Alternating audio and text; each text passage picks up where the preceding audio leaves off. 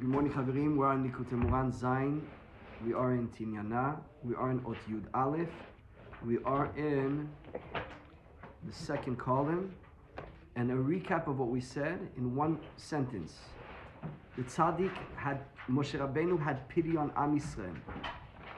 Because he had pity on Am Yisrael, he prayed for a forgiveness of the Maaseh Meraglim.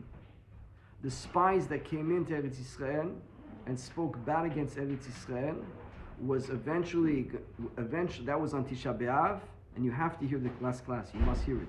You got to listen to the last class. One for the Beit HaMikdash? Yeah. Basically, that day ended up being the day that we destroyed the Beit HaMikdash. So Moshe Rabbeinu knew that without the Beit HaMikdash, the Jew cannot continue. Because the Beit HaMikdash has the property and the ability and the function of taking away sin. The Korbanot take away the sins. What in the world does that mean? How does it take away sin? The tzaddik knew that this would cause the Korban of Beit HaMikdash. He asked for forgiveness. This is the same forgiveness we ask on Yom Kippur, which makes Chanukah. Chanukah is the Chanukat Habayit, the rebuilding of the Beit HaMikdash. And then we ask the question. So that's what Rabbeinu says. The tzaddik prayed for forgiveness. He made Chanukah. Even though we destroyed the Beit HaMikdash, we have Chanukah. How does that help? In other words, the fact that the Beit HaMikdash would keep you in check all the time, the Beit HaMikdash, they had the ability of always keeping you in check. What is that? We've learned about it for 2 months. Telling you're close, telling you're far. Telling you're close, you're very far. You're very far from Hashem, you're very close. You're going to give up, Hashem needs you. The world can't continue without you. You have the ability to talk to Him and everything's going to move. You have a lot of gava, you're doing really good, you're big tzaddik, you didn't start yet. You know where that happens? In the Beit HaMikdash. That's a system that happens when the Beit HaMikdash happens. When the Beit HaMikdash is here. The tzaddik saw that the Beit HaMikdash will be destroyed, so he asked Hashem, forgive them, and give me Chanukah. What is Chanukah? Give me, the tzaddik, the ability to do this job for Am Yisrael instead. So long as the Beit HaMikdash is not here, well now the tzaddik is here. So you have to know something. When you go to Uman, you're going to the Beit HaMikdash. What you feel in Uman is what people would feel in the Beit HaMikdash. The experience you have when you came out of Rabbeinu, that is the experience of the Beit HaMikdash. When you're learning the Likoutei Moharan, that's the experience of the Beit HaMikdash. So the tzaddik knew that it's going to be destroyed. Okay, but give me a replacement. Give me something that if somebody wants, they can connect. When the Beit HaMikdash was here, it's automatic. You have a mitzvah, there's a Sanhedrin, there's the religious police, you got to go to Jerusalem, you didn't go there, there's a karet, there's a lot of... You're in the system. But once it's destroyed, if you want to, every person according to his Yom Kippur, every person according to the want he wants to become clean, and now you get Chanukah, now you get the tzaddik. That's what it said. Now Rabbeinu is going to say this all in the words and show you how Chanukah is the same as the tzaddik, and the tzaddik, it's the same as the Beit HaMikdash. He's going to do it all in codes, but basically this is what it is. And here we're medayek something that the pasuk says by the Beit HaMikdash. It's written tzedek yalinba. When you sleep in Jerusalem, this concept works. This is how you feel when we would sleep in Jerusalem, because the korban in Jerusalem in the morning would take care of your night. The korban at the night would take care of your day. But here it doesn't say the fact that the Beit HaMikdash exists. It says if you sleep in Jerusalem. So here there's a remez. That day you got to be connected. Every day that you're in Jerusalem, you get it. In other words, every day that you're connected, you want to be without sin. And how do you get without sin? How do you not sin? If you feel that Hashem loves you, and He wants you, and you're close to Him, why would I do a sin? I'm close with Hashem. And if you feel, that's when you're down, so it picks you up. And when you feel you're doing really good, so you're going to come complacent, you're going to have gava brings to all the problems. You're very far. Come on, get moving. So you're not going to sin that day. That happens to you every day in the Beit HaMikdash, and it could be in the morning like this, in the afternoon like this. We could switch with you, just to keep you in check all the time. The Beit HaMikdash is doing that. When you sleep in Jerusalem, so I see a remez here, that every day you have to be connected to the tzaddik. Can't be that I went to Uman Rosh Hashanah, that's it, I'm connected. No, this job is continuous. This job is constant. You always need the right dose. What do you need today? You need milk or you need meat? Today, are you a kid and you need milk? Or today you're an adult, you need meat. And every day you have to have that connection. That connection is through the chaverim, it's through the books, through the bodedut, through the tikkun klari. Then you're connected every day. Then the tzaddik's working with you. You have to know that's written in the letters of Rabbi Gedalia that the tzaddik works with you through his books and through anash that are talking to you and through chaverim. When you have sichot chaverim with somebody, you meet him. What he says, he was here in Rav Natan Arush. Talking about breast livers only? Huh? Talking about breast livers only? Yeah, because we're going to see now that it's all the dat of the tzaddik. Even before, when we said that you got to give over dat to somebody, and dat to somebody, and you got to give over dat, really, we're going to see now it's only the dat of the tzaddik. Because the tzaddik, can I really save you from doing averot? Please, who am I? Could I have to give you dat you cannot do not do averot? How in the world can I do that to you? I don't know anything. I know absolutely nothing. But I can read what's written over here. I can tell you what's written here. So I'm telling you what Rabbeinu says. And they say, wow, did you hear the shir? Do you hear that shir? This rabbi is amazing. This rabbi is not amazing. Rabbeinu is amazing. Rabbeinu is... Huh? Can I share something quick? Yeah? I was at a friend's house a couple nights ago and talking about stuff. And I gave him an example. I asked my Rav, And he's like, so this Rav, you just, whatever he tells you, you're going to do? I'm like, you trust his opinion for everything? I'm like, it's not his opinion. Exactly. I'm like, it's not his opinion. It's Rabbi Nachman and Hashem. Like, it's not his opinion. I'm not like just following the advice of a guy. And he was scratching his head on that one. Yeah, everybody will scratch his head. No, but if you see it's a tradition, by the way, you know that it works? Is that certain points where you're so filled up with that Rabbeinu, then even we're going to ask you something that it's not really written. But since I have so much background, my intuition is telling me Rabbeinu would say this. Yes, absolutely. There's a Mishnah that says... And then you find it, years later, you find it in the books. There's a Mishnah that says, what's a good path that a person should take? What path should you choose? And there it says something interesting. So it's good for you and good min ha'adam. The simple way of explaining that, do things good for you and good for the others. Example, tzedakah. If you don't give away any money, it's only good for you. If you give all your money away, it's good for him, it's not good for you. So keep your money and give tzedakah. So it's good for them. Tiferet lo le'osea, v'tiferet lo min ha'adam. But I saw in a book, Al Pi Yesod, you have to be so close to your Rebbe that tiferet lo le'osea, v'tiferet lo min ha'adam. Pirush, I don't know what my Rab's not here to ask him, but I was with him so many times that I know what he would say on this. Yeah. I know what he's going to say without him saying. Rav Yosef Benesti calls me a lot. He tells me, before I called you so many times that before I call you, I know what you're going to tell me. But I know what you're going to tell me, but I just want to hear that you're going to tell me. To tell me what I know you're going to tell me. It's not the problem to know. Huh? And by the way, the Rav Kenning is like that. I know the Rav will say this. Sometimes you're off, but in general, that's how your Kalvut has to be. So what he's saying here, and now when you have Sichot Chavirim with your friend, wow, he gave me chizuk. Did you give me chizuk? If you're going to say your own things, there won't be chizuk. But if you say, Rabbeinu says, I saw Sipuri Masyot, I once heard from my Rav Kenning, I once heard from this Breslever, I once saw a Pirush in the Likoutei Arachot. Wow! That's just giving over. Now, if I'm a pure conduit... You were saying before that when Rabbi Natan Arush was here, what? So he said one thing, which for me was he told me one thing. It was like a failure. But why? It's almost like Rabbeinu wants to tell me something. Yeah. So a Talmid that's going to show up, you might not have been here when he told me that, and I will not. Rabbeinu is going to use all of the people involved in Tinyana to get you your message. So you're going to now open. You think that the Or Tzaddik is random, haphazard, and why one day I learn it, one day I almost never learn that book. But one days where I hear it, I said, wow, that's really, I needed that today. Yeah. Because the Rebbe is working with all of us. I don't listen to a lot of shiurim of Breslev.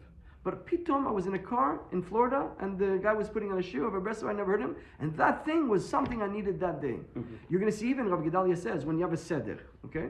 You have a seder of Chaim Moharan, you have a seder of Sichot Torah, you have a seder of Likoutei Moharan. And some days, your seder is going to break, and you're going to come back to it a few days later. And when you come back to it a few days later, that's the day you need to hear what's written over here. It's going to happen to you all the time. Because the Rebbe is working with you to give you either Kol But he's giving Shamayim U'aretz. He's giving you up or he's giving you down. He's going to give you what you need always. The Rebbe is still a live Rebbe. How? In our Torah. He's dressing up in the people that are saying over his diburim. When the tzaddik goes to the but leaves a talmid or a ben or a talmid, so he's dressing up in the dibur. Pirush, when you're now a ben or a talmid saying over what Rabbeinu said, the Rebbe is coming and making sure. Why did we choose Torah Zayin? Why did we get stuck over here? How is it that we're learning today Chaim Moharan? And sometimes we skip. For example, sometimes there's a group downstairs and I say, I can't say this here, I'm going to say this. All this is micromanaged by the Rebbe, even though I don't realize and you don't realize. When you're speaking to your friend about Rabbeinu says, you don't know, you just said. You know where this is written? I just remind myself. Rabbeinu told Rabbi Natan, he gave him a seder, by the way, of you can't finish it. The whole Shas every day, the whole Shas every year, the whole Shulchan Aruch, the whole Zohar, the whole Kit V'Arizah, all the Midrash, all the Tanakh, every year. Shiur V'Iyun, not like we're doing Daf Yomi, go inside some subject in Iyun, Tilim, Itbodedut, the Torah of Rabbeinu, and writing Likoutei. Good luck. Good luck. And it was impossible to finish. And he told him, and also, every day, shmuz with people about Avodat Hashem. Because a guy that has a seder like this, you can't talk to him. Sometimes I have starim, I have to finish preparing shoe. People want to come talk to me. I'm nervous. I don't have time because I have to finish I have to give a shir soon. I have a hespek. I can't. But Rabbi Natan, so he told him, you got to shmuz every day with people. And by the way, it was twofold. It was one, because he has what to give, and two is actually naicha lemochin. To come down to shmuz with somebody, it's like if you're so intense in your learning, it's good to have a little break. Even the Baal Shem Tov said, every hour that you learn, you should take one moment, stop, pick your head up, take your breath, think about Hashem, take a little breather. So Rab Nosson said over there, listen to what he told him. He said, but I don't know what they need. He says, what you say is going to be what they need. Doesn't matter what they need. You're going to say, it's going to work. Just say what you know. So sometimes you think, I don't know nothing. That's why when we listen to Rabbanim, sometimes Breslev, but we're not so connected to them. Our avodah is to put aside what we don't like about them and just take the message of Rabbeinu. Yes, but now I'm going to tell you something very important. Rav Kenny said 100 times. Let Rabbeinu talk. Yeah, exactly. Because if we're learning the words of Rabbeinu and we're really trying to figure out Ma Rabbeinu Omer, don't tell me what you want to say on Rabbeinu. Don't use Rabbeinu as a trick to lure me into your shir. I don't want to listen to you. I want to listen to the Rebbe. So he opens Likoutei Moharan and he's starting to say what's not written. There's people who do that. And they're sort of, okay, there's sort of concepts here, but I'm going where I want. Yeah. But that's not what's written. Your job is to fight, to work, like we did now for 2 months, to figure out what's written. But if we do this, we're seeing Chidushim Gdolim, because we're connecting, bringing it in. And then when Rabbeinu's speaking, Rabbeinu's going to do the job on you. Let the Rebbe speak. So, but even this Torah, there's other rabbis from the Torah doing classes online. And I started watching one of them, and it's like we were studying a completely different Torah, because they add. It was just a different. It could be take. Like it was a different take on the. Look, I don't know who's teaching. I'm sure there's a lot of good rabbis, but if you don't have a misorah and how to learn it, so the Rav would always connect back, going here, connected to the beginning, and the Rav would not say chidushi. Let Rabbeinu be mechadesh. Let the chidush has to come natural. For example, what we just saw now. 1 second. Chanukah, you're going to read the Likoutei one quick. Chanukah is Yom Kippur is going to get you to Chanukah. So according to Yom Kippur, you're going to get a big Chanukah. You're going to feel a big. Yeah, it's true. But don't you realize that it doesn't make sense according to the beginning? Yeah. The beginning says the tzaddik is giving dat. He's praying that there should be no Beit Mikdash. We have no Beit Mikdash. How did you help us? Now if you see what the Beit Mikdash is and we see what the tzaddik is, it's the same thing. So between the lines, Rabbeinu is telling you. He's telling you openly, but he's telling you got to connect the dots. And that is allowing the Rebbe to say what Chiddush he wants to say. What is he going to come and say? That I'm the Beit HaMikdash? He has to build it up in a way that's unbreakable. He has to break it up in a way that there's not something else to say here. And by the way, I learned this the hard way. Once I was in Monsey, let's say 20 years ago, with Rav Kenny, and I was at the beginning of my derech in Likoutei Moharan, and I said, Rav, I want to say a chidush in. So he listened to me. and we're in the forest. Maybe you could say that. He says, but what's forcing you to say that? Let me tell you what I'm learning. And then he put his hand on my shoulder and he walked me in the forest. And he started to tell me a whole long mahalach of Likoutei Moharan. He said, at the beginning I was thinking like this, but then I said, who says it's right? But then by the end, you see that it must be like this, because he proved it that there's no other way to explain it, so this is it, and this is the pshat. We want a chidush that you have to say it. We're not looking for chidushim. We're not looking to mechadesh. We're looking to understand what's written. We're looking to understand what the Rebbe is telling me here. And that's what you got to learn. Almost learning it like a Gemara. Like a Gemara, exactly. You have to be very disciplined and trained. Of course, it's like Gemara. Every word is miduyak. Rabbeinu said, in my Torot, you can midayek like mikra. Like the Chumash, if it has a vav here, like we just learned in Amud Yomi. If it's with 1 yud or 2 yuds, it's masoret, mikra. You can midayek in the Likoutei Moharan that's written Lashon Rabbeinu. You can do that as well. Now, obviously, right now, I'm going to say a vidui. If ever I said things which are not written, I ask Hashem forgiveness. But I'm trying my best. You're allowed to say things. I'm trying my best to stay within the words of the Rebbe and telling you what he's saying. And if there's different chidushim and stories that come about, then we can midayek.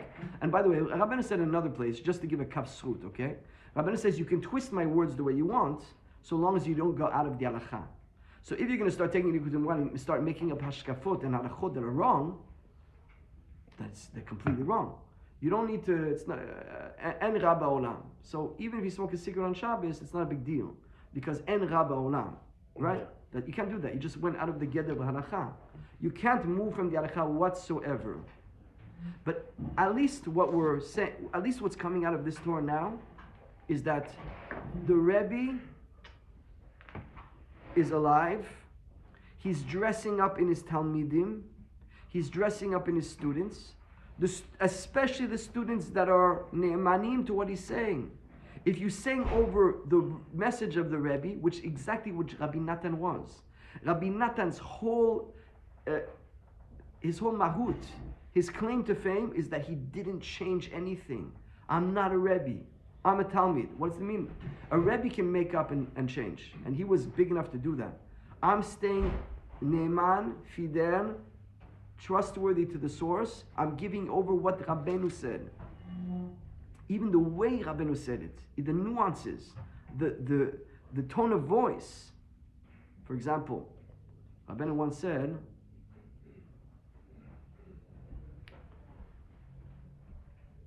Eretz Yisrael, but I forgot, I don't want to say it. But he said once he said, Eretz Yisrael, aval uman. So they asked him, how did he say it? Eretz Yisrael aval uman or Eretz Yisrael aval uman? How did he say it? So he said it like this and not like this. It makes a big difference in the tone of voice. Rabbi Natan was ne'eman to Rabbeinu's message, therefore Rabbeinu is teaching you. Rabbeinu is giving to you. So when every day you check in to the right sources of Chassidut Breslev, the right books, the right chaverim, you're getting Rabbeinu's working with you behind the scenes. He's dressing up. The tzaddik is still involved in this world, dressing up through the Talmidim, through the books, through all of the things that the Rebbe is still here. And from here we see how important it is to state to people who are honoring the Rebbe's message and giving over what the Rebbe says, and not using it as a podium, because Rabbi Nachman's in style. So if Rabbi Nachman's in style, I'm going to also, you understand from here, that we have to be a little bit of a purist. Also Breslev. I'm Gam Breslev. So I mix up. I remember there was a certain sefer by one of the big mashpim, not even this generation, of the last generation of Breslev. I don't even want to say his name, because it's a big person that's really accepted in Breslev. And he wrote a sefer, and when I had the sefer, the Rav told me, you learn in that sefer? And for me, I was a little bit new in Breslev, and it's not a new modern guy that's coming out. It's one of the ones from the last generation that everybody speaks about, like solid. I said, Rav, and then he at a certain point he was opening up to me. He was giving me Mitzvah. It's not considered as the Shalshevet. We don't consider him in the chain. But why? He was Mikurav, he was Batel Rabbeinu, but he was borrowing from different Sfarim concepts and ways of speaking which Rabbeinu and Rabbi Natan doesn't speak. It's not that it's false things. It's not that it's wrong. It's written in places. Aber ze lo dat Rabbeinu. It's not the tzimtzum that Rabbeinu wanted to give. Therefore, the effect will not be Rabbeinu's effect, and we're not accepting that as the chain in the a ring in the chain. We're not accepting it because now you are changing the message of the Rebbe. We need to be. The Gemara says, "Le'olam yiramed adam lidaber b'lishon rabo." You need to speak in the language of your Rebbe.